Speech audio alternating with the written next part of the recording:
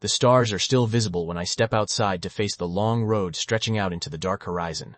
My breathing is the only clock I trust, as I count the miles one by one while the city sleeps soundly.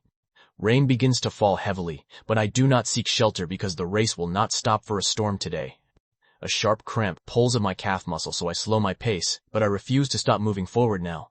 Thirst is a dry fire in my throat, yet I push through the final 3 miles to finish the morning run. I check the time and see that I am 10 seconds faster than yesterday, which makes every painful step worth it. The heat of the water hits my tired shoulders, and I prepare my mind for the long workday ahead of me. Fuel is a choice I make carefully because my body is a machine that requires the best to perform at its peak. I spend 9 hours at my desk while my mind wanders back to the trail and the hills I have yet to climb.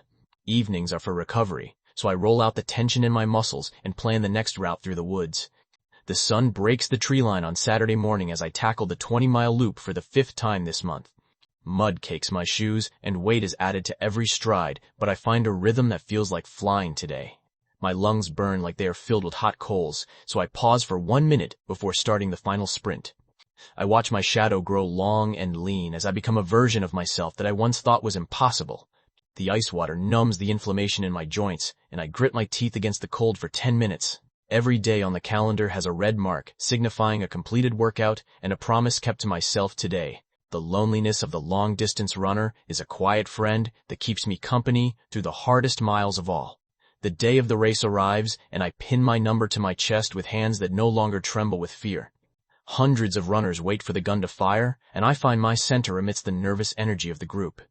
The first 10 miles are a blur of steady pace and controlled power as I glide past those who started too fast. At mile 22, my body begs to quit, but I remind my heart that we have practiced this exact pain before. I lock my gaze on the back of the runner ahead and refuse to let the gap grow any larger than it is. The blue tape stretches across the road, and I accelerate through the agony to cross it with my head held high. A heavy medal is placed around my neck, and the volunteers step back in awe of the time on the official clock. As I walk to my car, I see the road where I started and realize the distance I covered was mostly internal.